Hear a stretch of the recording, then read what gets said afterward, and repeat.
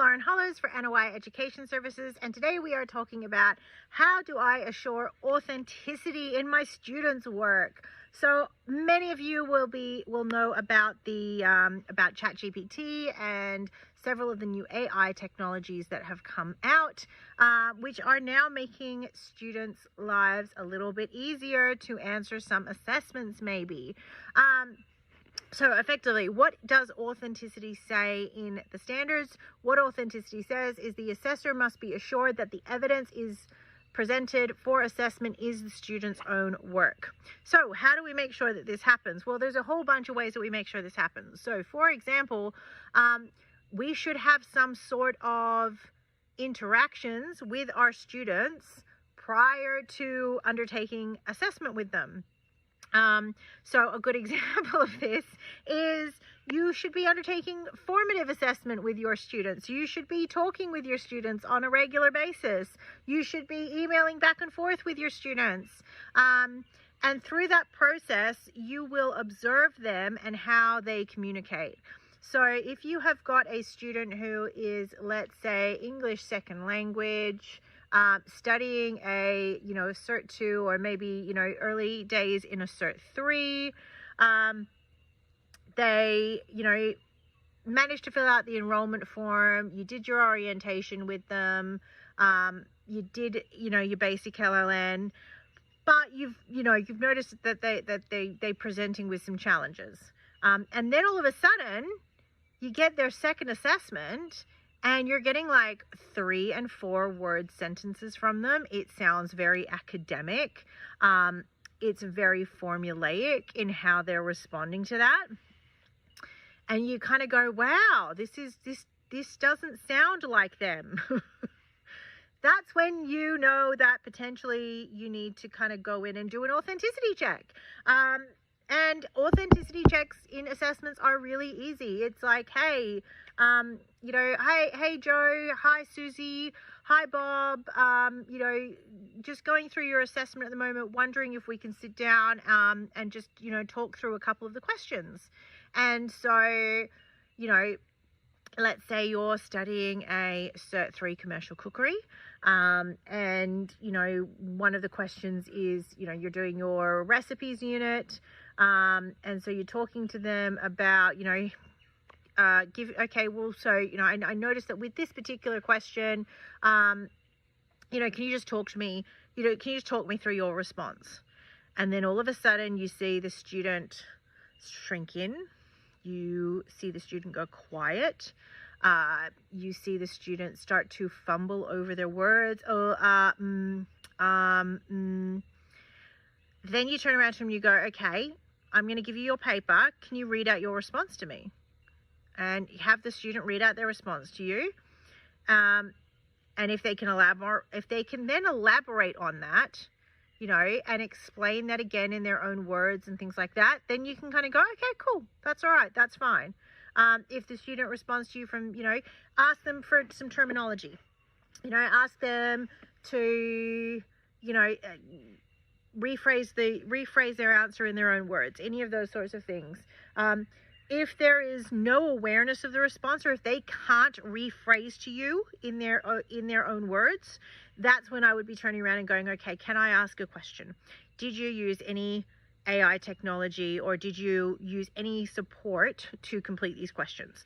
I actually find that the vast majority of the time, students are actually pretty honest about this sort of thing.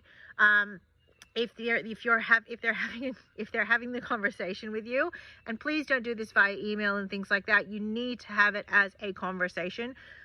Like, the least you should be doing is setting up a Zoom, and the best thing you should be doing is sitting there in person with the student. But just have the conversation around them. As I said, I do find most students are honest. If a student honestly cops to say, yes, I use ChatGPT, yes, my brother wrote it for me, I tend to give them a second go. So one of the things I would do is I would say to them, look, as an assessor, I have a responsibility to make sure that your assessment and the evidence that you're providing to me is authentic for you. So therefore, I can't give the qualification to ChatGPT. I can't give the qualification to your brother. You're the one that's enrolled.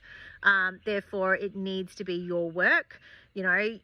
I am very familiar with you. We have conversations. You have your own language, and I need to see that language in your reports. You can edit. You can, if you want to check an answer with ChatGPT, if you want to get options for rephrasing and things like that, then that's all fine. You can use that. It's a tool to be used.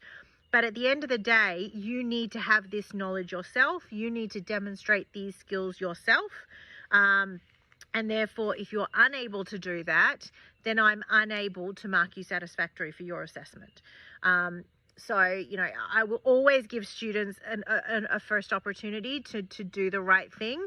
If you find that it's a pattern, if you know if the student insists that it's their own work, but they can't clarify anything, then one of the things that you have the option of doing is kind of going, okay, cool.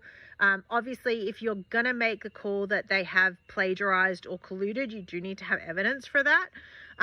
But what I would be doing is I would then be saying, okay, the next assessment that we'll be going to will be an in-class assessment. Please note that I do have concerns at this point that it's not your own work that you're submitting. And so we will be doing a lot of authenticity checks on your work to make sure that, it's definitely you, because again, I, as the assessor, have to have confidence that the work that you're submitting is authentically your own work. Otherwise, I'm not doing my job as your assessor. We're not doing your job as the RTO. We have a responsibility to make sure that, there is authenticity in those responses, and that you have the skills and that you have the knowledge before we issue the qualification. So, that's always how I will approach it. I think ChatGPT is a fantastic tool for students. Certainly I use it in my training with students. I use it in my homeschooling with my sons. To be there to use it as a tool. It is not a supplement for knowledge, though. It's a supporting tool to help you develop, refine, and better communicate your ideas, and more quickly collate, information and things like that. So it's important that you just have that dialogue with the students.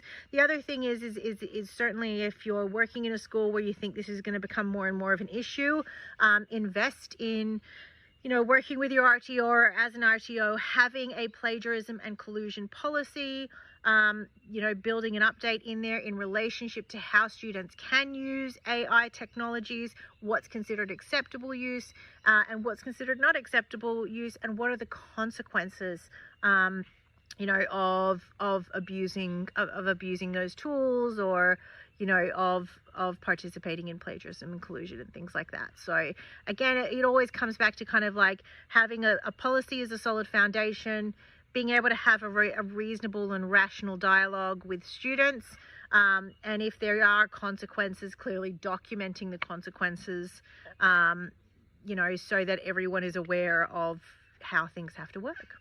Anyway, I hope you guys found this helpful. If you've got any questions about this, by all means, drop them in the comments below. Really interested to find out what you guys think of ChatGPT as a tool. Students using ChatGPT in classrooms and things like that, using them in assessments, how you guys ensure authenticity in assessment. For me, it's always been very relational. Just being able to know what my capacity is for my students, and being able to see when they're performing above or below that. Yeah, that's it. Always dropping videos every Wednesday and Sunday. If you do find this content helpful, smash the like button, hit the notifications and subscribe and all of those things. Hope you guys found this helpful. My name is Lauren Hollows for NOI Education Services.